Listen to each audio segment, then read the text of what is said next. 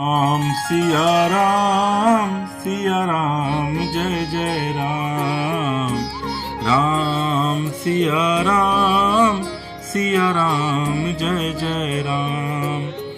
भक्तजनों, मानस कथा में आज का ये संवाद प्रभु श्री राम और कैकेयी के बीच ये संवाद है। जब श्री रामचंद्र जी को यह आदेश मिलता है सुमंत के द्वारा कि राजा दशरथ में बुला रहे हैं, तो प्रभु श्री राम राजा दशरथ के पास आते हैं और उसके बाद जो वो दृश्य देखते हैं तो प्रभु शांत पड़ जाते हैं और उसके बाद वो सिर्फ और सिर्फ माँ कैकेयी की तरफ देखते हैं और पूछते हैं माँ से कि माँ, ये क्या हो रहा है। तो तुलसीदास जी ने बहुत ही सुंदर व्याख्या की है कि जाई दिख रघुबंश मणि नरपति निपट कुसाजू असहमि परे लखी सिंगिनी मनो वृद्ध गज राजू। रघुवंश मणि श्री रामचंद्र जी ने जाकर देखा कि राजा अत्यंत ही बुरी हालत में पड़े हैं, मानो सिंगनी को देखकर कोई बूढ़ा गजराज सहम कर गिर पड़ा।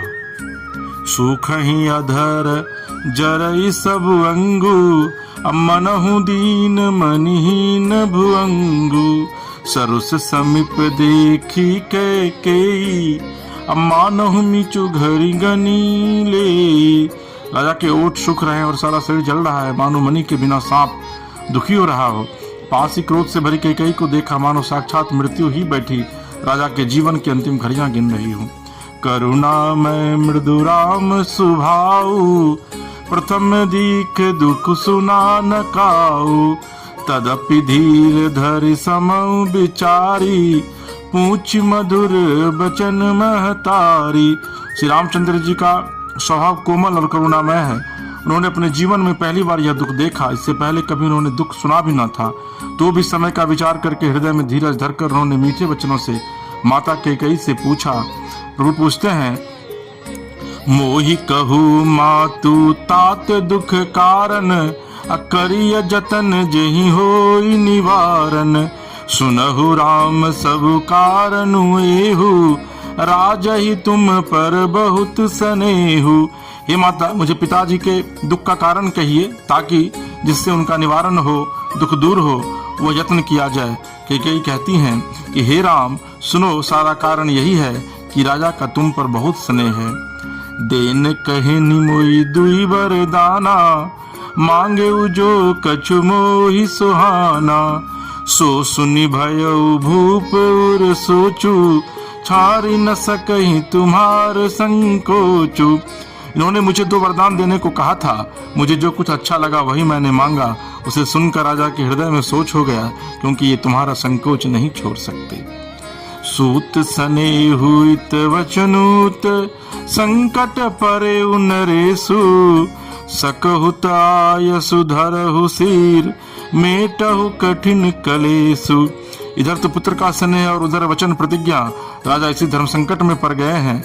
यदि तुम कर सकते हो तो राजा की आज्ञा शिरोधार्य करो और इनके कठिन क्लेश को मिटाओ।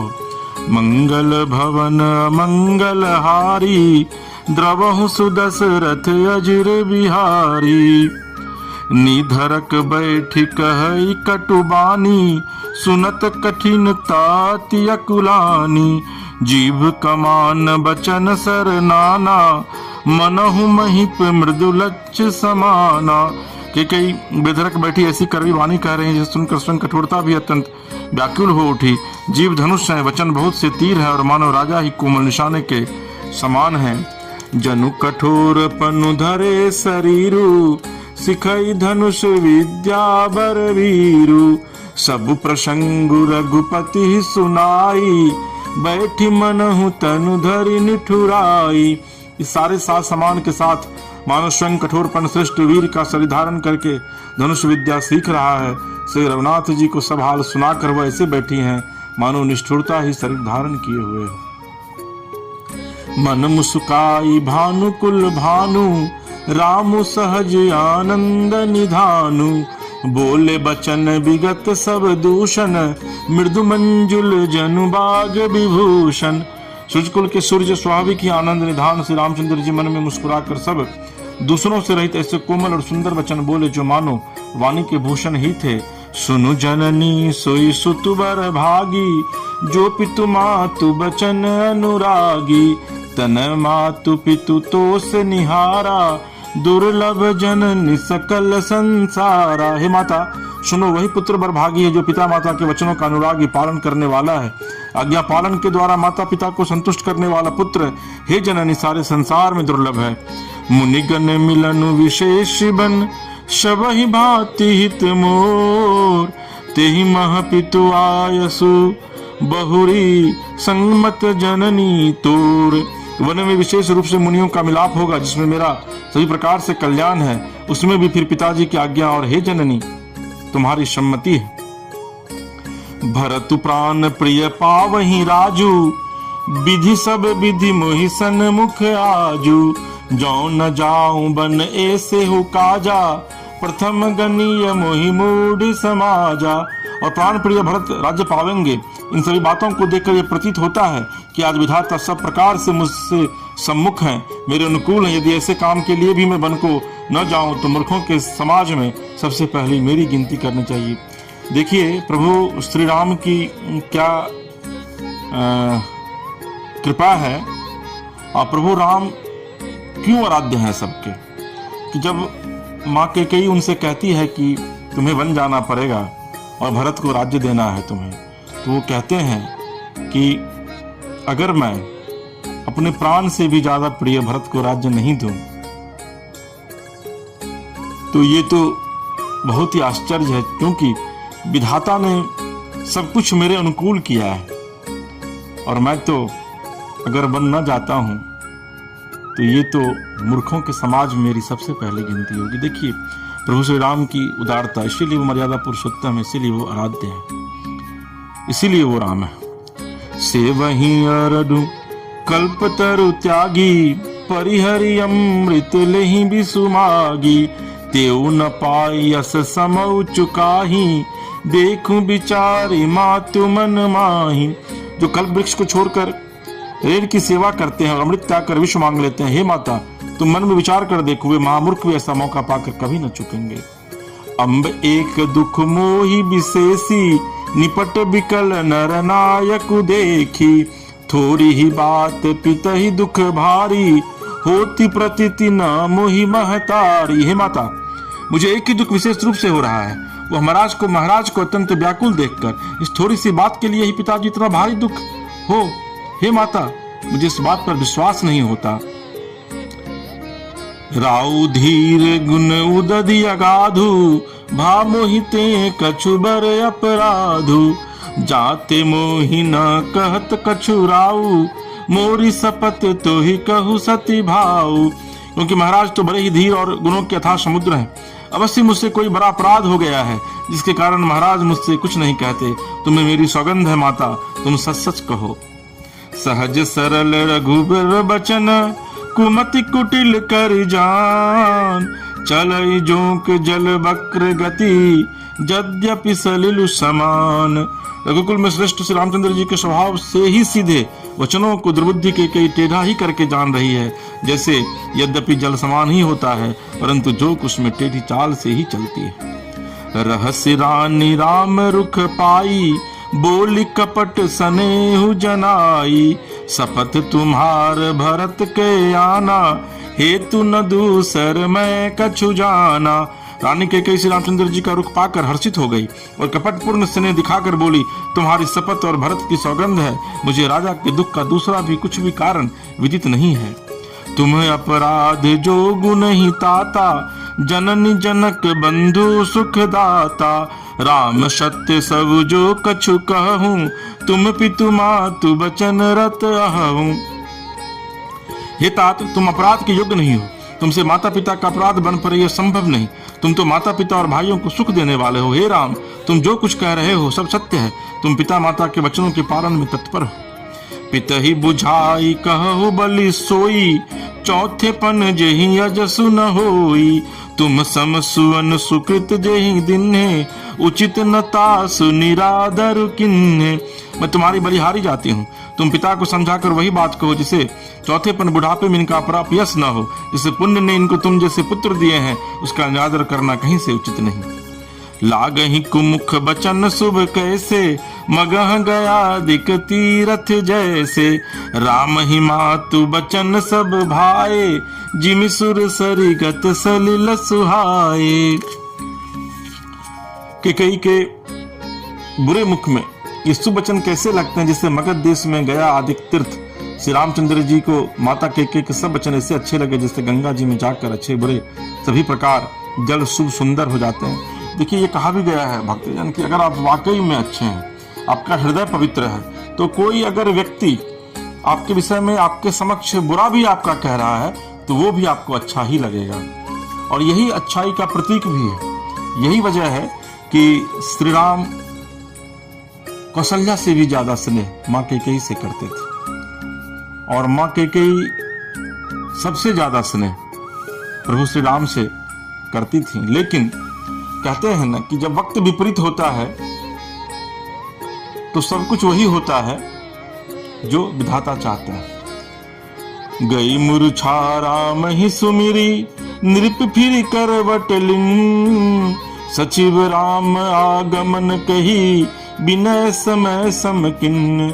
इतने में राजा की मूर्छा दूर हुई, उन्होंने राम का स्मरण करके राम राम कहकर फिर कर करवट ली। मंत्री ने श्री रामचंद्र जी का आना कहकर समय अनुकूल विनती की। अवनिपयक निराम पग उधारे, धरि धीरज तब नयन उघारे। सचिव सभारी राव बैठारे, चरण परत नृप राम निहारे। जब राजा ने सुना कि श्री रामचंद्र पधारे हैं तो उन्होंने धीरज धर के नेत्र खोले। मंत्री ने संभाल कर राजा को बैठाया। राजा ने श्री रामचंद्र जी को अपने चरणों में पड़ते प्रणाम करते देखा। लिए सनेह बिकल उर लाई, गए मनि मनहु फनिक फिर पाई। राम ही चितई रहे नर नाहु, चला बिलोचन बारी प्रबाहु। स्नेह से विकल राजा ने राम जी को हृदय से लगा लिया, मानो सांप ने अपनी खोई हुई मणि फिर पाली हो। राजा दशरथ जी से राम जी को देखते ही रह गए, उनके नेत्रों से आंसुओं की धारा बह चली। शोक विवश कछु कहे न पारा, हृदय लगा बत बार ही बारा। विधि मनाव राव मन माही, जेहि रघुनाथ न कानन जाहि। शोक के विशेष वश होने का राजा कुछ कह नहीं सकते। वे बार बार श्री रामचंद्र जी को हृदय से लगाते हैं और मन में ब्रह्मा जी को मनाते हैं कि जिससे श्री रघुनाथ जी बन को न जाए। सुमिरी महे सही कहि निहोरी, बिनती सुनहु सदा शिव मोरी। आशुतोष तुम अवधर दानी, आरती हरहु दीन जनु जानी। फिर महादेव जी का स्मरण करके उनसे निहोरा करते हुए कहते हैं कि हे सदाशिव, आप मेरी विनती सुनिए। आप आशुतोष से प्रसन्न होने वाले और अवधर दानी, मुंह मांगा दे डालने वाले हैं, अतः मुझे अपना दीन सेवक जानकर मेरे दुख को दूर कीजिए। आहा, देखिए कि पिता जो है वो हमेशा पुत्र के लिए अच्छा ही सोचता है। राजा दशरथ को यह पता है कि उन्होंने जो 2 वचन दिए थे माँ कैकेयी को, उस वचन को भी उन्हें पूरा करना है। लेकिन फिर भी वो ब्रह्मा महादेव सबकी वो वंदना करते हैं कि हे प्रभु, कुछ ऐसा कीजिए कि मेरा और मेरे पुत्र प्रभु श्री राम का दुख दूर हो। तुम प्रेरक सबके हृदय, सोमति राम ही देहु। अब बचनु मोर तजी रहि घर, परिहरि सीलु सनेहु। आप प्रेरक रूप से सबके हृदय में हैं। आप श्री रामचंद्र जी को ऐसी बुद्धि दीजिए जिससे वे मेरे वचन को त्याग कर और सील स्नेह को छोड़कर घर में ही रह जाएं। आहा, अजसु हो जग सुजसु नसाऊ, नरक परो बर सुरपुर जाऊ। सब दुख दुसह सहावहु मोही, लोचन ओट राम जन जे होही। जगत में चाहे अपयश हो और सुयश नष्ट हो जाए, चाहे नया पाप होने से मैं नरक में गिरूं अथवा स्वर्ग चला जाए, पूर्व पुण्यों के फल स्वरूप मिलने वाला स्वर्ग चाहे मुझे न मिले, और भी सब प्रकार के दूसरा दुख आप मुझसे सहन करा ले, पर श्री रामचंद्र जी मेरी आंखों की ओट न हो, आंखों से ओझल न हो। असमन गुण राव नहीं बोला, पीपर पात सरिस मनु डोला। रघुपति पिता ही प्रेम बस जानी, पुनि कछु कही मातु अनुमानी।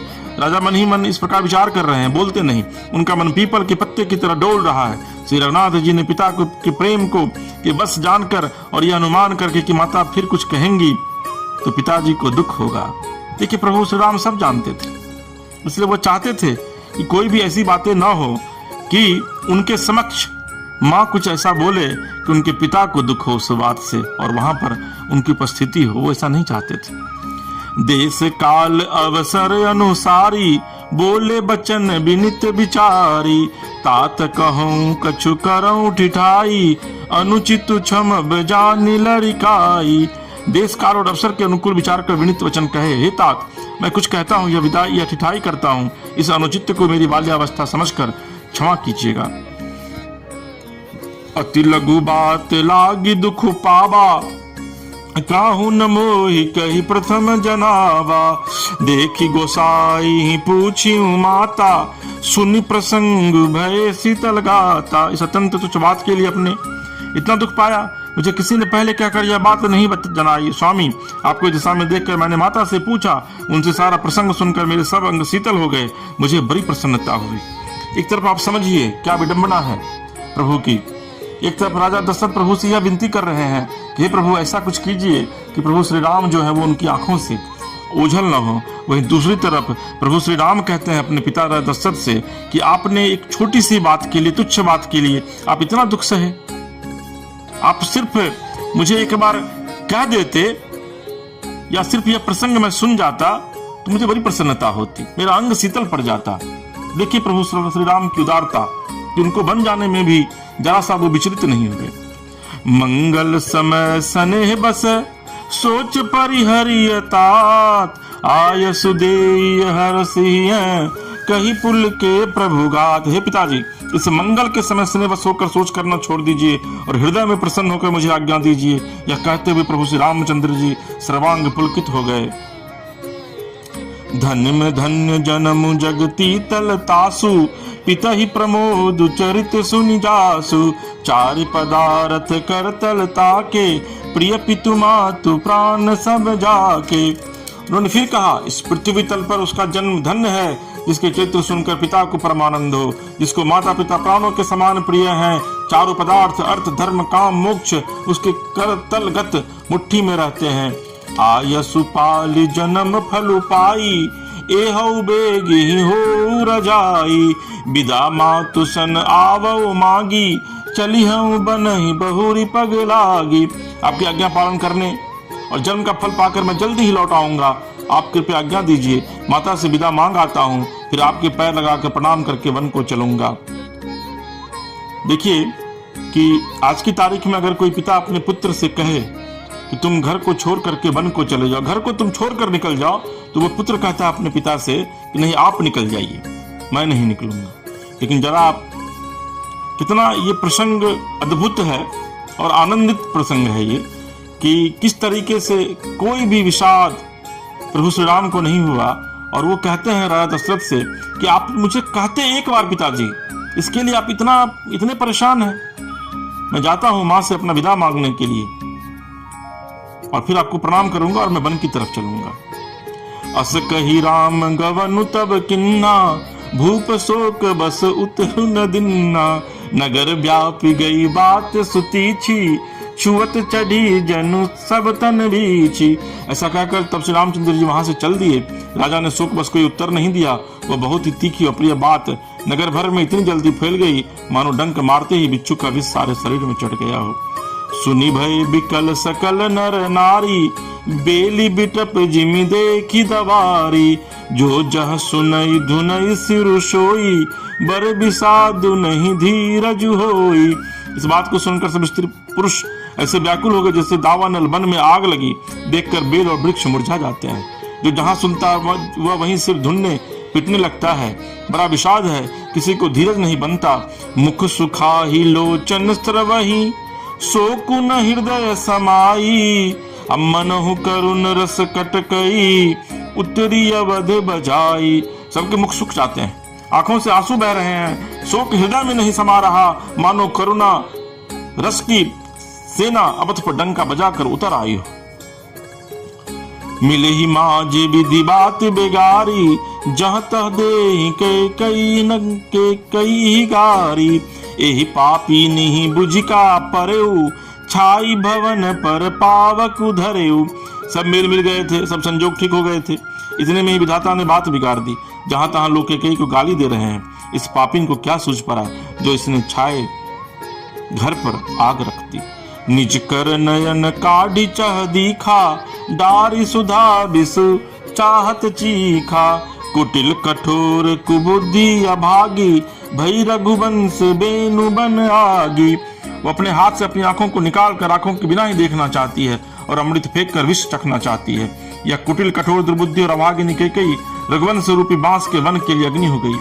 पालब बैठी पेर एहि काटा, सुख महु शोक ठाटु धरि धाटा। सदा राम एहि प्राण समाना, कारण कवन कुटिलपन उठाना। पत्ते पर बैठकर इसने पेड़ को काट डाला, सुख में सुख का ठाट फट कर रख दिया। श्री रामचंद्र जी से सदा प्राणों के समान प्रिय थे, फिर भी न जाने किस कारण इसने यह कुटिलता ठानी। सत्य कहि कवि नारी सुभाऊ, सब विधि अगहु अगाध दुराऊ। निज प्रतिबिंब बरुकु गही जाई, जानी न जाई नारी गति भाई। आहा, कवि शक्ति कहते हैं कि स्त्री का स्वभाव सब प्रकार से पकड़ में न आने योग्य अथाह और भेद भरा होता है। अपनी परछाई भले ही पकड़ आ जाए, पर भाई स्त्रियों की गति चाल नहीं जानी जाती। और कहा भी गया है कि जो स्त्री होती है वो समुद्र से भी ज्यादा गहरी होती है। स्त्री को समझना वो बहुत ही मुश्किल है। और यही वजह है कि राजा दशरथ माँ कैकेयी को समझ नहीं पाए थे।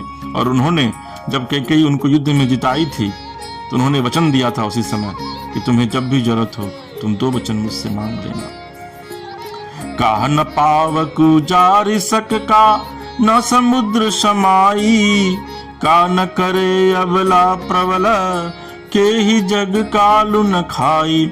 आगे क्या नहीं चला सकती, समुद्र में क्या नहीं समा सकता, अबला कहाने वाली प्रबल स्त्री जाति क्या नहीं कर सकती, और जगत में काल किसको नहीं खाता।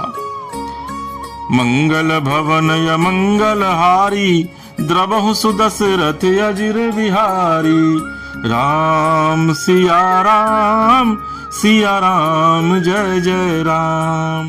हे राध्य शिव, का सुनाई विधि का सुनावा, का दिखाई चह का दिखावा। एक कहीं भल भूप न किन्हा, बरु विचारी नहीं कुमति ही दिन्हा। विधाता ने क्या सुनाकर क्या सुना दिया और क्या दिखाकर अब वह क्या दिखाना चाहता है। एक कहते हैं कि राजा ने अच्छा नहीं किया, दुर्बुद्धि कैकेयी को विचार कर वर नहीं दिया। जो हठी भय सकल दुख भाजनु, अबला विवश ज्ञानु गुनु गाजनु।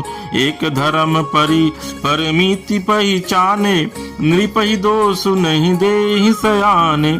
जो हट करके कैकेयी की बात को पूरा करने में अरे रहकर स्वयं सब दुखों के पात्र हो गए। स्त्री के विशेष बस होने के कारण मानो उसका ज्ञान और गुण जाता रहा। एक दूसरे जो धर्म की मर्यादा को जानते हैं और सयाने हैं वे राजा को दोष नहीं देते। शिवि दधीचि हरिचंद कहानी, एक एक सन कहीं बखानी। एक भरत कर संगमत कहीं, एक उदास भाय सुनि रही। वे शिवि दधीचि और हरिचंद्र कथा एक दूसरे से बखान कर कहते हैं। कोई एक इसमें भरत जी की सम्मति बताते हैं, कोई एक सुनकर उदासीन भाव से रह जाते हैं, कुछ बोलते नहीं। कान मुदि कर रद गही जीहा, एक कहीं यह बात अलीहा। सुकृत जाहि यस कहत तुम्हारे, राम भरत कहूँ प्राण प्यारे। कोई हाथों से कान मुंद कर और जी को दांतों तले चबा कर कहते हैं कि यह बात झूठ है, ऐसी बात कहने से तुम्हारे पुण्य नष्ट हो जाएंगे। भरत जी को तो श्री रामचंद्र जी प्राणों से भी ज्यादा प्यारे हैं।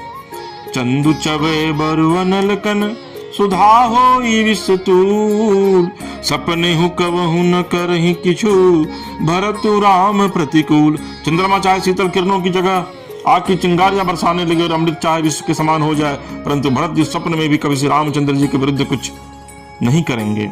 एके विधात ही दूषण देही, सुधा दिखाई दिन बिसुजेही।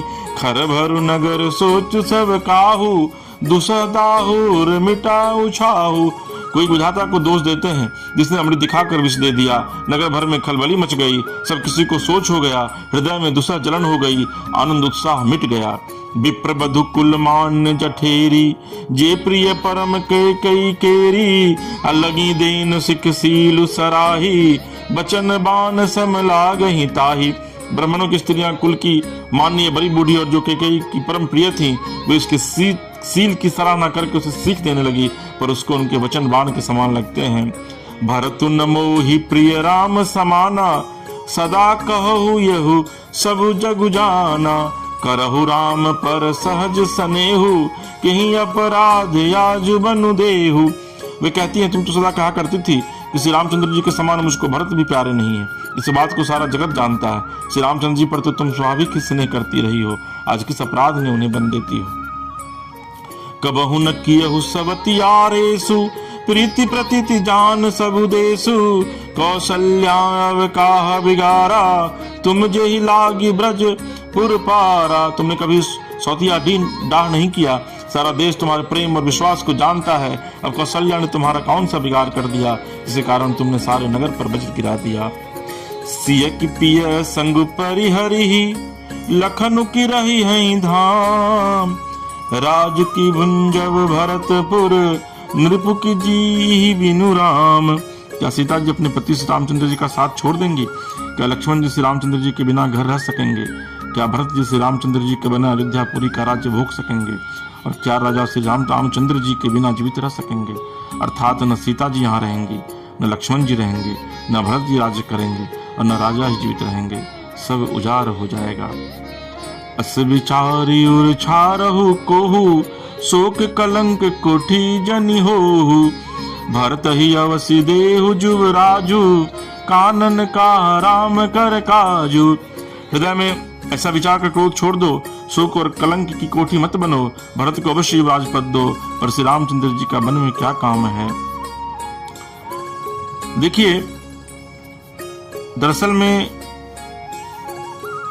मां कैकेयी प्रभु श्री राम से सबसे ज्यादा प्यार करती थी, क्योंकि मैंने आपको पूर्व के प्रसंग में बताया है मंथरा और कैकेयी संवाद में कि किस तरीके से मंथरा के मस्तिष्क में अचानक मां सरस्वती प्रवेश करती हैं देवताओं के कहने पर, और उसके बाद मंथरा फिर मां कैकेयी के पास जाती हैं और उन्हें पूरी तरीके से सिखाती हैं, समझाती हैं। और चूंकि ये मां सरस्वती की कृपा थी कि उन्होंने मां कैकेयी की भी बुद्धि को फेर दिया था, और उसके बाद प्रभु श्री राम को बन जाना पड़ा। तो भक्तजनों, ये संवाद मां कैकेयी, राजा दशरथ और प्रभु श्री राम के साथ ये संवाद था।